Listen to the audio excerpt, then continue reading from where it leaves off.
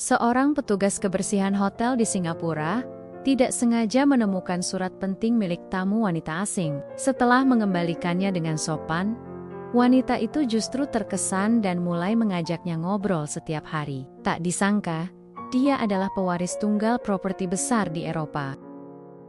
Namaku Andra, usia 29 tahun. Sudah 3 tahun lebih aku bekerja sebagai petugas kebersihan di salah satu hotel bintang 5 di jantung kota Singapura. Dari luar, hidupku mungkin terlihat sederhana. Bangun subuh, naik MRT, pakai seragam biru tua, dengan nama Andra yang dijahit di dada. Lalu masuk ke dunia yang mewah, tapi bukan milikku. Aku bersih-bersih kamar yang kadang dipakai selebriti, kadang pula politikus. Tapi siapa aku? Cuma orang yang mereka lupakan begitu check out. Sampai hari itu, pagi itu aku kebagian lantai 5, blok kamar 501 sampai ke 510. Biasanya tak ada yang istimewa di sana. Tapi hari itu, kamar 507 membuat langkahku terhenti. Lampu indikator di pintu menyala, hijau tanda kamar kosong. Saat aku buka pintu, aroma lavender langsung menyambut. Rapi. Terlalu rapi malah. Handuk dilipat sempurna. Tempat tidur hanya sedikit kusut, tapi di meja kerja, ada secari kertas terjatuh ke bawah. Entah kenapa, aku refleks jongkok dan mengambilnya. Itu bukan kertas biasa. Map berwarna biru tua, dengan logo firma hukum Eropa. Isinya, dokumen surat warisan dalam bahasa asing, dan sebuah tanda tangan Helena von Steinhardt, nama yang asing, tapi elegan. Aku sempat ragu. Ini penting kan? Jadi aku langsung menuju front desk dan menyerahkan dokumen itu. Sambil bilang pelan, "Ini saya temukan di kamar 507, Bu." Resepsionis menatapnya sebentar, lalu matanya membesar. "Ini penting sekali." "Terima kasih, Andra." Aku mengangguk, lalu lanjut kerja seperti biasa. Bersih-bersih toilet, sek, saben, vakum karpet. Tapi tak sampai 2 jam kemudian, hidupku mulai bergeser pelan-pelan ke arah yang tak pernah aku sangka. Namanya Helena. Dia berdiri di depan ruang staf, mengenakan gaun putih selutut dan kacamata hitam besar. Tapi yang paling mencolok, bukan penampilannya, melainkan fakta bahwa seorang tamu hotel datang langsung ke ruang belakang yang biasanya hanya dimasuki petugas. "Is there an Andra here?" tanyanya. Dengan logat Inggris yang lembut tapi tegas. Semua orang menoleh padaku. Aku sempat ragu, tapi maju juga. "Saya, Bu." Helena tersenyum. Dan itu bukan senyum formal yang sering kutemui dari tamu kaya. Senyumnya tulus, bahkan matanya menyipit sedikit. Seperti senyum orang yang baru saja lega dari beban panjang. "You found my document, yes?" katanya. Aku mengangguk. "Iya." Yes." Dia mendekat pelan. "You're the first honest man I've met in years." Aku bingung harus jawab apa. Cuma bisa senyum kikuk sambil mengangguk. "Saya cuma lakuin pekerjaan saya, Bu." Dia tertawa kecil. "Panggil saya Helena, please.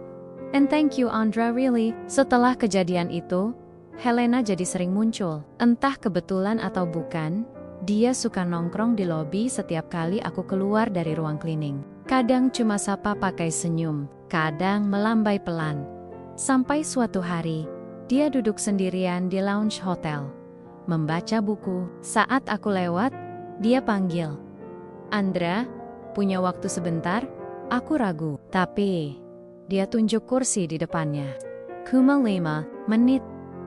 Duduklah." Aku akhirnya duduk. Tanganku masih bau karbol, tapi dia nggak peduli. Helena mulai tanya banyak hal, tentang dari mana asalku, kenapa kerja di luar negeri, bagaimana rasanya jadi pekerja migran.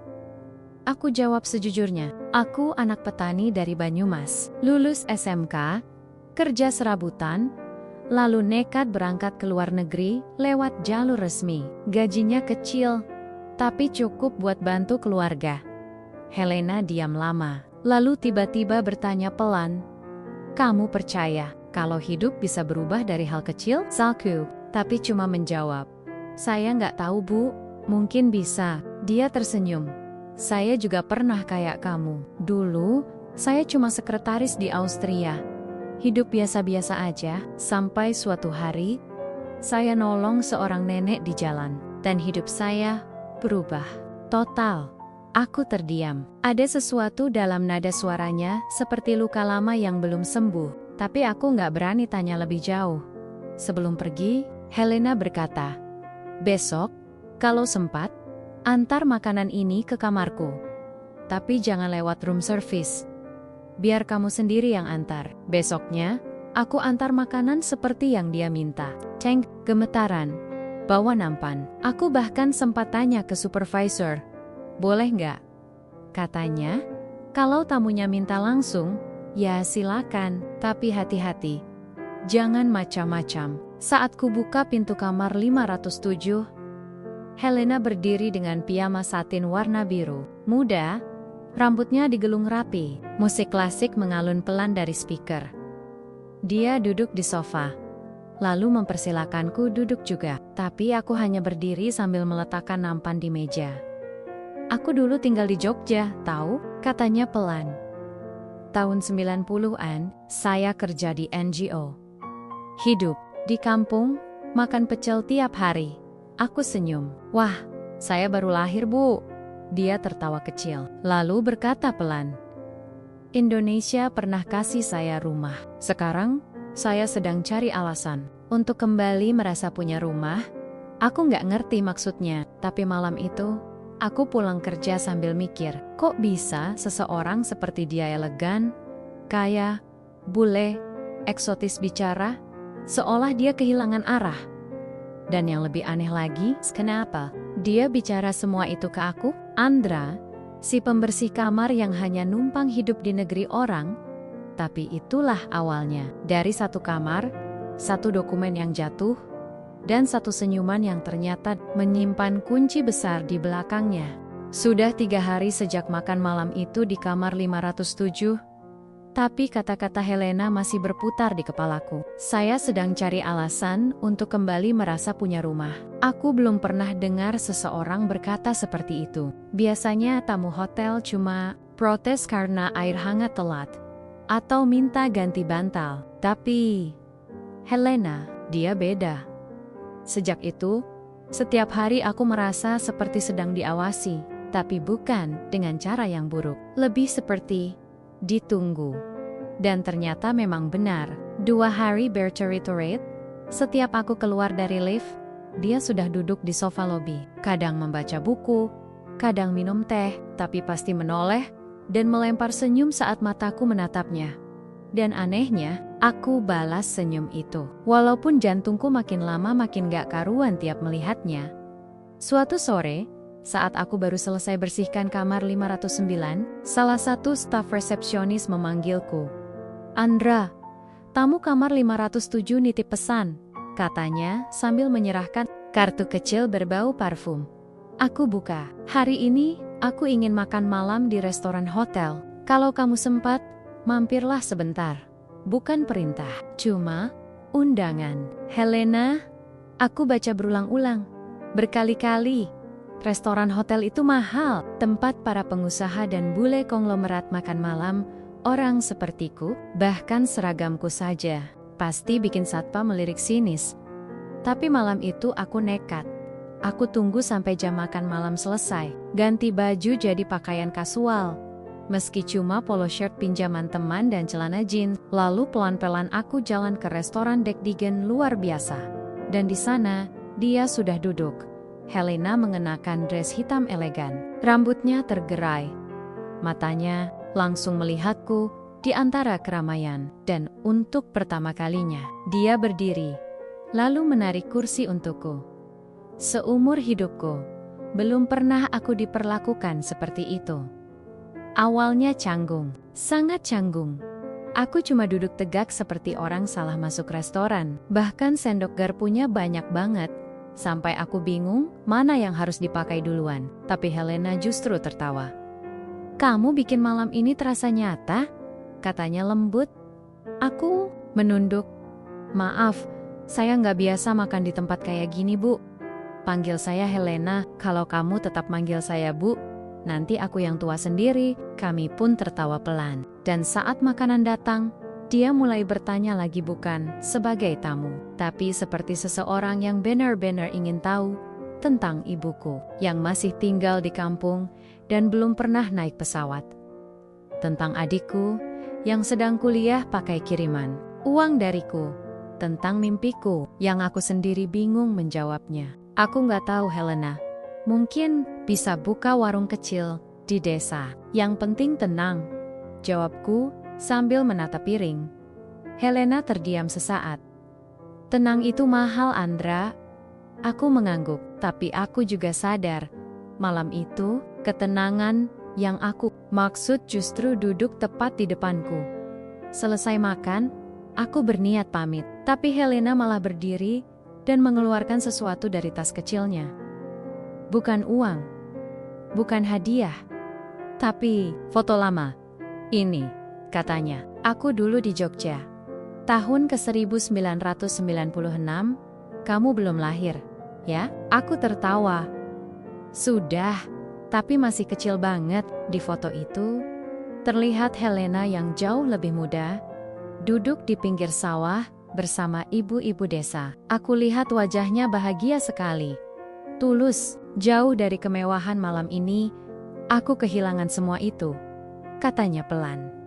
"Suamiku meninggal 5 tahun lalu. Kami tak punya anak, dan sejak itu, aku berkeliling dunia, mencari tempat yang bisa membuatku merasa punya arti lagi." Aku terdiam, rasanya ingin memeluknya, tapi aku bukan siapa-siapa, bahkan menyentuh tangannya pun mungkin melanggar batas. Tapi sebelum aku bisa bicara, Helena menatap mataku dalam-dalam. "Andra, kamu orang yang jujur, langka sekali." Aku menelan ludah, tak tahu harus menjawab apa. Helena tersenyum. "Itu hal kecil untukmu, tapi untukku, itu seperti sinar pertama setelah malam yang panjang." Malam itu aku pulang dengan langkah yang entah kenapa terasa ringan, tapi juga berat. Ringan karena aku tahu, seseorang yang dulunya tak ku tahu siapa, kini mulai membuka dirinya padaku. Tapi berat, karena aku sadar, aku hanya petugas kebersihan hotel, tak lebih. Dan orang seperti Helena, dia hidup di dunia yang berbeda. Dunia yang biasanya cuma bisa kulihat dari balik pintu kamar yang kubersihkan. Tapi dunia itu kini pelan-pelan memanggilku masuk, dan aku tak tahu apakah aku siap untuk masuk atau malah tersesat di dalamnya. 3 hari, itulah jarak antara malam makan bersama Helena dan keheningan yang terasa ganjil setelahnya. Biasanya, aku akan melihatnya duduk di lounge hotel, membaca novel, atau menyeruput teh. Tapi sejak malam itu, tak ada lagi senyuman di lobi, tak ada lagi panggilan kecil dari ruang makan. Bahkan kamar 507 tampak kosong, gelap, dan sunyi. Aku coba tanya ke resepsionis tapi jawabannya bikin dadaku sesak. "Bu Helena check out kemarin pagi, Mas. Pindah ke tempat pribadi," katanya. Pindah? Tanpa pamit? Mungkin aku salah mengartikan semuanya. Mungkin dia cuma tamu ramah yang suka ngobrol, mungkin aku hanya staf hotel yang kebetulan dia ajak makan malam karena kesepian. Aku kembali bekerja seperti biasa, berusaha cook. Tapi sejujurnya, ada ruang kosong di dadaku yang sulit dijelaskan. Dan saat aku merasa semuanya akan kembali seperti semula, sebuah kejutan muncul. Hari itu, aku baru saja selesai membersihkan kamar tamu yang muntah karena mabuk berat semalam. Aku duduk sebentar di ruang staf, membuka kotak makan yang isinya cuma nasi dan telur kecap dingin. Lalu, Pak Suresya atasanku datang dengan wajah datar, membawa amplop kecil coklat muda. "Andra, ini tadi dititipin ke resepsionis buat kamu. Katanya penting." Aku mengerutkan dahi. Amplop itu nggak berat, tapi aroma parfum yang familiar keluar dari sela lipatannya. Ya, itu parfum Helena. Dengan jantung berdetak pelan tapi kuat, aku buka amplop itu. Di dalamnya ada 2 benda. 1 kertas kecil dengan tulisan tangan, dan 1 kunci logam berwarna perak, terikat di gantungan kulit berinisial ACES. Aku membaca pelan-pelan tulisan tangannya. "Andra, Kita datang dari dunia yang berbeda, tapi aku merasa kita punya luka yang mirip. Kesepian, aku sudah terlalu lama hidup dengan bayang-bayang masa lalu. Tapi kamu mengingatkanku bahwa masih ada kejujuran yang sederhana di dunia ini. Ini kunci rumahku. Bukan sebagai warisan, bukan hadiah, tapi sebagai undangan. Jika kamu merasa pantas, datanglah. Alamatnya tertulis di balik kertas ini. Helena. Tanganku gemetar, antara bingung, takut, dan entah kenapa, sedikit senang, aku membalik kertas itu. Sebuah alamat ditulis rapi, masih di wilayah Singapura, daerah Katong, salah satu kawasan elit dekat pantai timur. Aku menelan ludah. Ini bukan sekadar basa-basi, bukan lelucon. Dia benar-benar memberiku kunci rumahnya. Hari libur berikutnya, aku naik MRT dengan tangan gemetaran, memegang kunci itu erat di saku jaket. Kupandangi alamatnya berulang-ulang, memastikan setiap perhentian. Dari stasiun Paya Lebar aku jalan kaki menyusuri perumahan tenang yang terlihat seperti dunia lain, rumah-rumah besar berpagar besi, pohon-pohon rimbun, jalan bersih tanpa sampah. Bahkan suara burung pun terdengar seperti musik instrumental yang diputar di hotel. Akhirnya, aku sampai di depan rumah bernomor 14 bukaan, diafragma, pagar tinggi, dengan kamera pengawas. Taman depannya rapi seperti taman kerajaan kecil. Lampu teras menyala kuning lembut, padahal masih siang. Aku ragu, tapi sebelum aku sempat tekan bel, pintu terbuka dari dalam. Helena berdiri di sana. Tidak dengan gaun mewah, tapi hanya mengenakan celana kain longgar dan kemeja putih tipis yang digulung di lengan. Rambutnya dikepang santai, dan dia tampak damai. Aku tahu kamu akan datang, katanya, pelan. Aku diam, masih mencoba menyusun napas. Helena berjalan pelan ke arah pagar, membuka kuncinya dari dalam, dan tanpa banyak kata, dia mengulurkan tangan. Selamat datang Andra, rumah ini juga milikmu. Kalau kamu mau, kami duduk di teras rumah yang rindang. Ada 2 kursi kayu, dan meja kecil, dengan teko, teh melati. Udara sore itu hangat, tapi jantungku dingin luar biasa. Aku akhirnya memberanikan diri bertanya, "Maaf Helena, kenapa kamu kasih saya kunci?" "Saya kan bukan siapa-siapa." Helena menatapku, lalu tersenyum. "Kamu orang pertama yang gak melihatku sebagai janda kaya." Aku terdiam. Orang-orang mendekatiku karena warisan, karena pengaruh mendiang suamiku, atau karena ingin terlihat penting. Tapi kamu justru kabur setelah kita makan malam. Aku terkekeh malu. "Aku kabur karena aku takut kehilangan pekerjaanku?" Jawabku jujur. Helena tertawa pelan. "Dan justru itu yang bikin aku percaya sama kamu." Hari itu, aku pulang tanpa banyak kata, tapi dalam hatiku, ada kalimat yang tak bisa hilang. "Rumah ini juga milikmu, kalau kamu mau." Dan kunci di sakuku kini bukan sekadar potongan logam, tapi juga potongan masa depan yang belum pernah aku bayangkan. Sejak kecil, aku selalu percaya rumah yang besar tak selalu berisi kebahagiaan. Tapi hari itu, saat langkah kakiku pertama kali menginjak ubin putih marmer rumah Helena, perasaan itu jadi kacau. Ada kehangatan di balik dinginnya dinding elegan. Ada aroma teh dan kayu manis yang membuatku lupa kalau aku cuma seorang TKI yang seharusnya sedang libur, bukan duduk di ruang tamu villa pribadi janda bule. Helena membiarkanku melihat-lihat rumahnya. Tidak seperti turis yang dipandu di galeri seni, tapi lebih seperti seseorang yang dipersilakan tinggal. Ada piano tua di dekat jendela besar. Ada lukisan batik di dinding, dan rak buku banyak sekali dari penulis-penulis yang bahkan namanya belum pernah kudengar. "Kamu suka baca?" tanyanya. "Baca label sabun hotel masih sering keliru, Bu." Jawabku setengah bercanda. Dia tertawa. Tawa yang lepas, tidak seperti tawa formal saat jadi tamu hotel. "Kamu selalu lihat dirimu kecil, sekali," katanya, sambil menuang teh ke cangkirku. Aku tak menjawab, tapi dalam hati, aku tahu dia benar. Aku terbiasa menjadi bayangan di tempat kerja. Tak terlihat, tak diingat, bahkan kalau aku tak masuk kerja sekalipun, yang dicari cuma hasil bersihnya. Kamar bukan siapa yang membersihkannya. Hari itu, kami menghabiskan waktu, seperti dua orang lama yang baru kembali bertemu. Helena bercerita banyak tentang masa mudanya di Indonesia saat dia menjadi sukarelawan LSM di Yogyakarta, mengenakan batik setiap hari, dan mengajar anak-anak di desa tentang bahasa Inggris. Tentang suaminya, Johan, pria Jerman berdarah bangsawan yang mencintai seni dan kesunyian. Mereka menikah, tinggal di Bali beberapa tahun, lalu kembali ke Eropa, dan tentang tragedi. Kami kecelakaan saat road trip ke Swiss. Dia meninggal di tempat. Aku selamat, tapi sejak itu, hidupku rasanya kosong. Uang gak pernah bisa beli cinta yang sudah hilang, Andra, katanya sambil menatap jauh keluar jendela. Aku menunduk. Maaf, saya nggak tahu harus jawab apa. Dia tersenyum. Kamu nggak perlu jawab apa-apa, duduk saja di situ. Itu sudah cukup. Soar Bergante. Malam, Helena menawariku makan malam.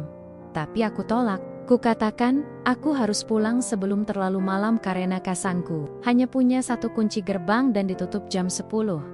Tapi sebelum aku berdiri, dia masuk ke ruang dalam dan kembali membawa sebuah tas kecil. Lalu menyerahkannya padaku. Apa ini? Tanyaku bingung. Pakaian bersih. Ukurannya kira-kira cocok, biar kamu gak perlu pulang malam ini. Aku terdiam, hening menggantung lama di antara kami. Aku melihat matanya, tidak ada paksaan di sana. Hanya permintaan tulus seorang manusia yang tidak ingin kesepian malam itu, tapi aku tetap memilih pulang. Maaf Helena, saya belum siap tidur di rumah orang yang bahkan baru saya kenal sebulan. Dia menunduk, lalu tersenyum. Baiklah, tapi jangan pernah ragu datang lagi, ya? Saat aku keluar dari rumahnya dan berjalan kaki ke halte bus terdekat, aku sadar satu hal. Helena bukan hanya sedang mencari teman. Dia sedang mencari seseorang yang bisa ia percaya sepenuhnya. Dan untuk orang seperti dia, yang hidup di tengah dunia penuh kepalsuan dan topeng, kepercayaan bukan sesuatu yang murah. Tapi malam itu juga aku sadar satu hal lagi. Perasaanku ke Helena sudah mulai berubah. Bukan hanya rasa kasihan, bukan cuma hormat, tapi juga kekaguman. Dan mungkin benih cinta. Keesokan harinya di tempat kerja, aku kembali mengenakan seragam biru gelapku, menyapa reken-reken dengan senyum biasa. Tapi mereka mulai memperhatikanku dengan tatapan lain. Aku tak tahu dari mana kabarnya, tapi beberapa dari mereka mulai berbisik-bisik setiap kali aku lewat.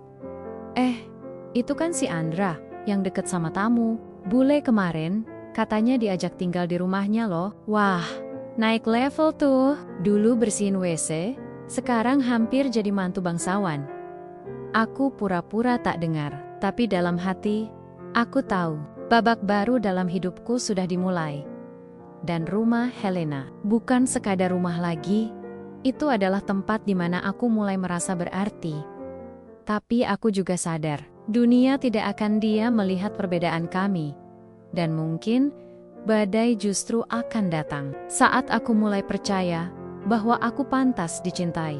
Hidupku berubah, tapi bukan cuma karena aku mulai sering datang ke rumah Helena. Bukan karena kami mulai ngobrol lebih dalam, tertawa lebih bebas, atau karena kini aku tahu cara menyeduh teh melati dengan benar. Yang paling terasa justru caranya. Orang-orang mulai melihatku. Dulu, aku cuma Andra si tukang bersih kamar. Sekarang, Andra yang dideketin janda bule kaya. Kalimat itu terdengar lebih sering dari suara vakum yang kugunakan tiap pagi. Awalnya, aku cuek. Tapi makin lama, tatapan tumen men kerja makin terasa seperti sorotan spotlight di panggung sirkus. Setiap aku jalan ke pantry, ada yang mendadak diam. Setiap aku masuk ruang locker, ada yang pura-pura main HP, padahal jelas bisik-bisik sebelumnya, dan puncaknya terjadi saat briefing pagi. Supervisor kami, Mr. Tan, memanggilku secara pribadi setelah apel. Andra, katanya pelan tapi tegas. Bisa bicara sebentar? Aku ikut ke kantornya. Duduk di kursi plastik biru yang dingin, Mr. Tan menatapku dengan ekspresi yang sulit dibaca. Kamu Taehoken. Sebagai staf hotel, ada batasan dalam berinteraksi dengan tamu. Aku mengangguk. Iya Pak, dia menyodorkan selembar kertas. Ini, laporan dari rekan kerja kamu. Mereka bilang, kamu terlalu dekat dengan tamu wanita. Bahkan katanya, kamu sering mengunjungi rumahnya di luar jam kerja. Aku terdiam. Laporan itu entah ditulis oleh siapa menyebut bahwa aku tidak profesional, menarik perhatian tamu untuk kepentingan pribadi, dan berpotensi merusak citra hotel. Aku merasa seperti dilempar batu oleh orang-orang yang dulu tertawa bareng denganku. Jadi, gimana ini? Tanya Mr. Tan. Kalau kamu memang ada hubungan personal dengan mantan tamu, sebaiknya kamu alihkan tugas ke bagian lain. Atau, kalau kamu merasa nggak nyaman, kamu bisa pertimbangkan resign secara baik-baik. Kata resign terasa seperti palu godam di kepala. Aku tak pernah sekalipun terlambat, tak pernah buat masalah, tak pernah minta naik gaji meski kerja lembur. Tapi semua bisa sirna, cuma karena aku dianggap terlalu dekat dengan orang yang mereka anggap tidak selevel. Aku menunduk, lidahku keluh.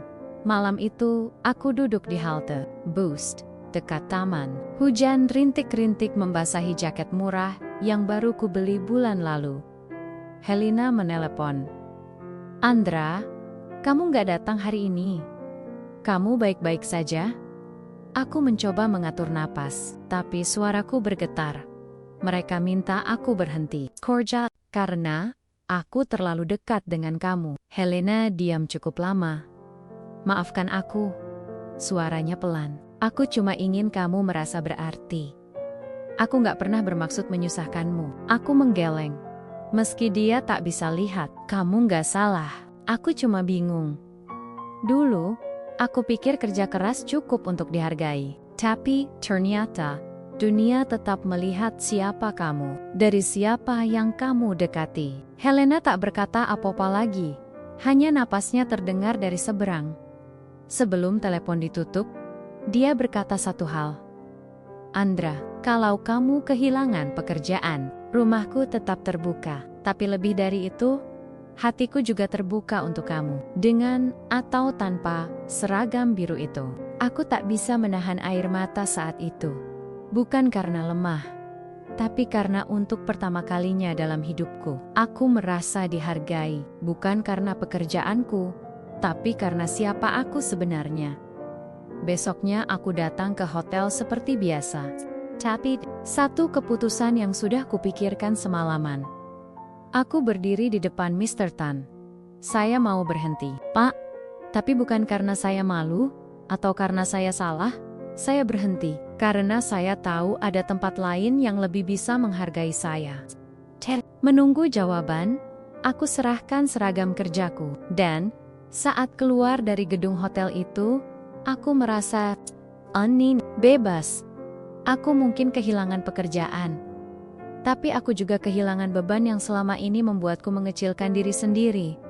Dan saat aku sampai di depan pagar rumah Helena, dia sudah berdiri di sana dengan tangan terbuka, dan senyuman yang membuat semua rasa kecewa hari itu sirna. Aku pikir aku siap. Kupikir setelah keluar dari hotel itu, menyerahkan seragam biru tua yang menemaniku 3 tahun, dan berdiri di depan pagar rumah Helena, dengan keyakinan baru. Aku akan bahagia. Nyatanya, malam itu, aku tak bisa tidur. Aku berbaring di kasur kosan sempitku yang hampir roboh, menatap langit-langit kusam. Dan semua pertanyaan yang kutahan selama ini, tumpah begitu saja. Apa aku pantas dicintai wanita seperti dia? Apa benar dia tulus? Atau aku cuma mainan sementara di hidupnya yang terlalu sepi? Bagaimana kalau semua ini cuma sementara? Dan akhirnya aku ditinggal. Seperti aku pernah ditinggal ibuku dulu waktu ayah meninggal, aku jadi pengecut. Bukannya datang ke rumah Helena seperti janjiku, aku justru pergi. Bukan ke rumahnya, tapi ke tempat di mana tak ada yang mengenalku. Aku ambil kerja serabutan sebagai cleaning service di Bandara Changi. mulai dari bawah lagi. Bersihkan toilet, sapu lantai. Gaji, tapi sepi dari sorotan. Tak ada Helena di sana. Dan tak ada siapa-siapa yang peduli aku siapa. 3 hari, 4 hari, seminggu, aku mematikan ponsel. Tak buka email. Takberi kabar, siapapun. Bahkan ke adik di kampung pun tak sempat kutulis. Aku cuma ingin hilang. Tapi ternyata, seseorang tak tinggal diam. Helena mencariku. Ia mendatangi kosanku tetapi kamar itu sudah kosong. Ia menghubungi teman-temanku di hotel tapi mereka bilang aku sudah pergi entah kemana. Ia bahkan datang ke warung kecil tempat biasa aku makan nasi bungkus, tapi hanya meninggalkan pesan. Kalau Andra datang, bilang saya tidak marah. Saya cuma ingin tahu. Dia baik-baik saja, namun aku tetap diam, tetap sembunyi, hingga satu siang di bandara, semuanya berubah. Hari itu aku sedang mengepel lantai, dekat gerbang keberangkatan internasional. Mataku fokus ke lantai, mencoba tidak terganggu oleh langkah tergesa para penumpang. Tapi suara sepatu hak tinggi itu, entah kenapa membuatku mendongak. Dan aku melihatnya, Helena, dengan koper kecil. Rambut digelung rapi, wajahnya lelah, tapi matanya tajam menelusuri area sekitar. Aku langsung menunduk, berbalik, hendak lari ke ruang staf.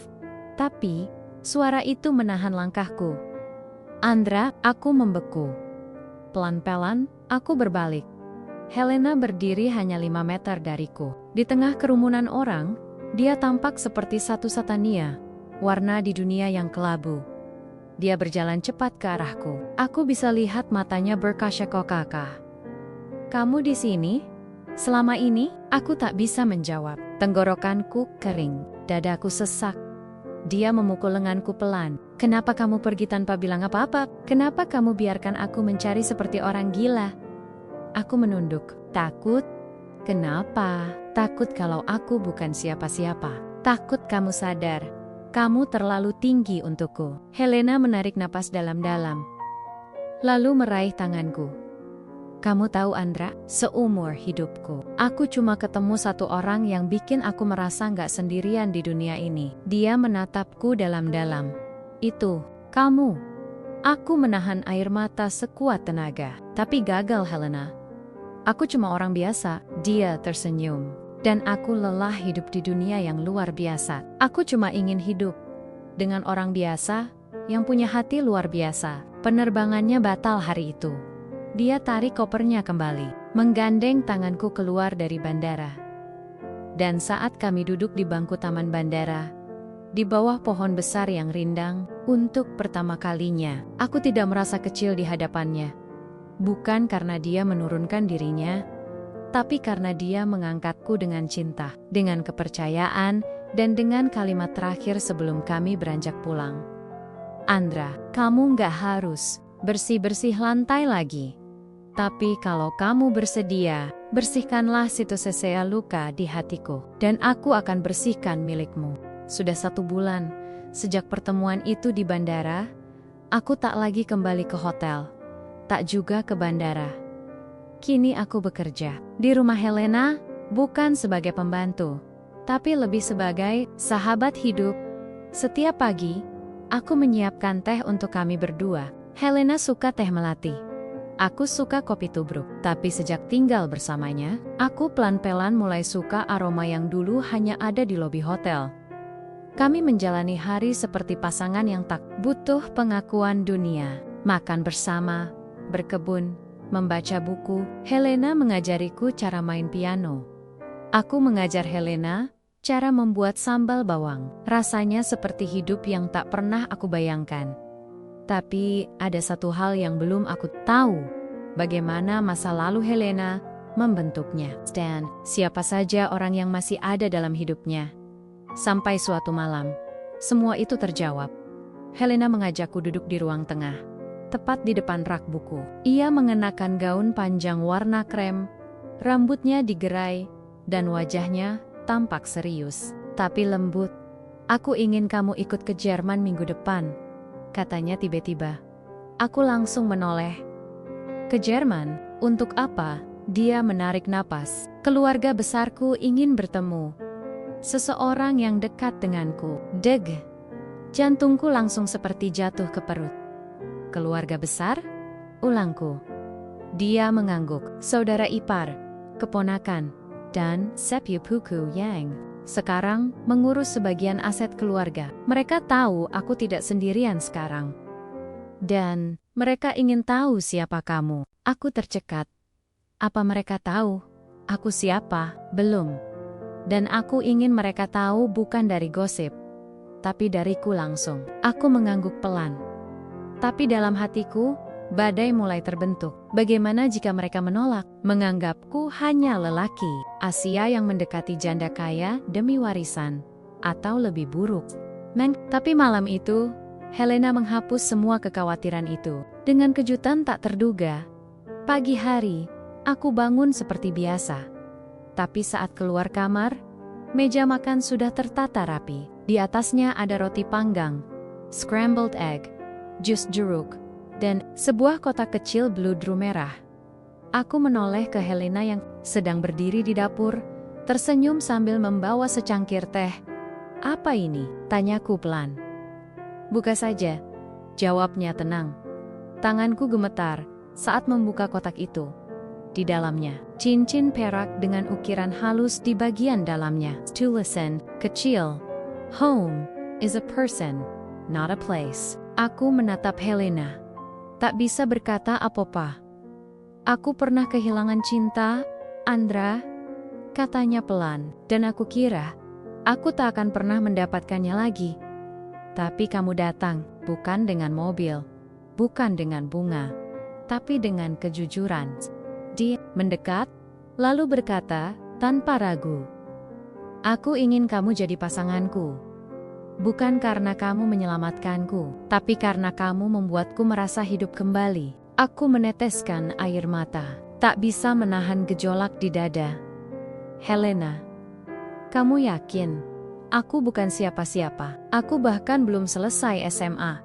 Dia menggenggam tanganku, dan aku sudah muak dengan orang-orang yang mengaku siapa-siapa. 1 minggu kemudian, kami berangkat ke Jerman.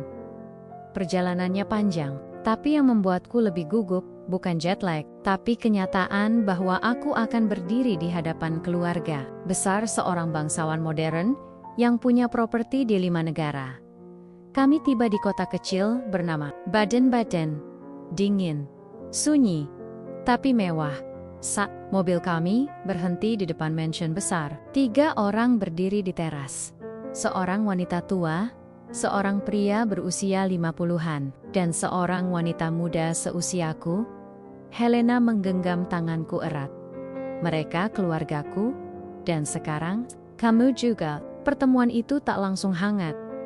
Keluarga Helena, terutama sepupunya, Francilas, tak suka. Aku tatapannya tajam. Kalimatnya dingin. Ia bahkan sempat berkata saat Helena ke kamar, "Apa kamu pikir kami akan menyerahkan nama keluarga pada seseorang yang bahkan tak bisa menyebut nama-nama perabot di ruangan ini?" Aku diam, tapi tak gentar. "Aku tak pernah minta nama keluarga kalian," jawabku. "Aku hanya ingin membahagiakan Helena." Malam itu, aku kembali ke kamar yang disediakan untukku dan Helena. Tapi aku tidur tak tenang. Ada ketakutan besar dalam dada.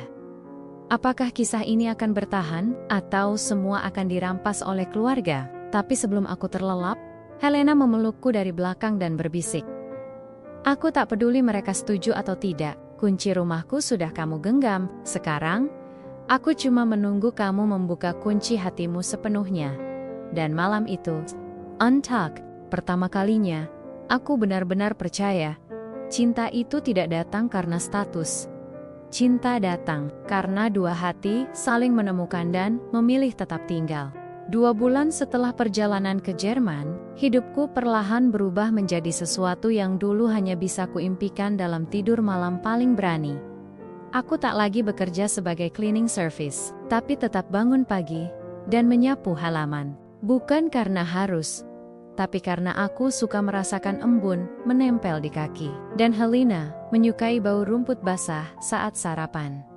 Kami tidak pernah membuat pengumuman resmi, tidak mengunggah foto mesra di media sosial, bahkan tidak menyelenggarakan pesta pernikahan seperti di film-film romantis.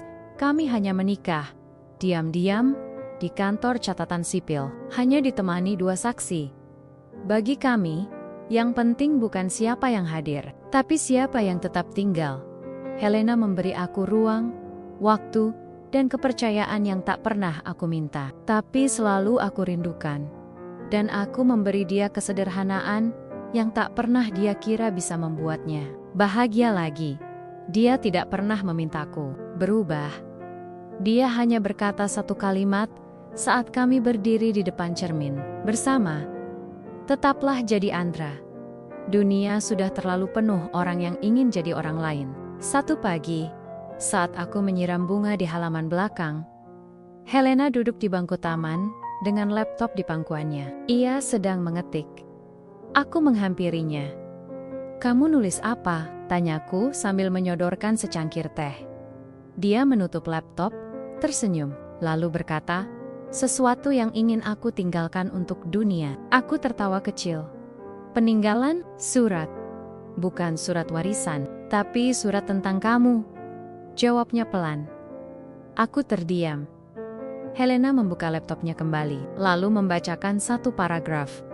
"Dulu, aku pikir cinta sejati hanya terjadi satu kali, tapi ternyata hidup bisa memberi kejutan kedua jika kita berani membuka hati." Dia datang bukan dengan mobil, bukan dengan jas mahal, tapi dengan tangan kasar dan senyum canggung. Dan sejak itu, dunia tak pernah sama bagiku. Aku tak bisa berkata apa-apa.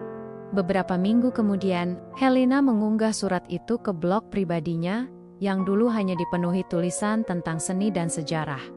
Judulnya sederhana, "Rumah bernama Andra." Tulisan itu viral, bukan karena dramanya, tapi karena kejujurannya. Ribuan orang membacanya. Ada yang menangis, ada yang terinspirasi, banyak yang tak percaya ada cerita seperti itu di dunia nyata. Tapi Helena tak peduli komentar. Dia hanya berkata, "Jika satu orang di luar sana merasa hidupnya layak diperjuangkan setelah membaca ini, maka semua cukup." Dan aku hanya tertawa kecil saat membaca kalimat terakhir di surat itu. Andra tidak pernah memberiku istana, tapi dia memberi aku sesuatu yang lebih mahal dari itu. Rasa tenang, karena ternyata rumah bukan soal tempat, tapi soal siapa yang mau duduk diam di sampingmu saat dunia ramai menghukummu. Hari ini, aku duduk di kursi kayu di teras rumah kami, bunga-bunga di taman mekar, burung gereja berkicau pelan. Helena sedang menyiapkan makan siang di dapur. Dan aku sedang menulis surat ini untuk kamu yang membaca hingga akhir. Mungkin kamu sedang bekerja keras, mungkin kamu sedang merasa tak pantas dicintai. Mungkin kamu merasa dunia hanya memihak mereka yang terlahir kaya, pintar, atau tampan. Tapi percayalah, kadang kamu cuma perlu satu hati tulus yang berani melihatmu, tanpa membandingkanmu dengan siapapun. Dan saat itu terjadi, dunia yang kamu anggap tak adil akan berubah jadi rumah yang paling indah.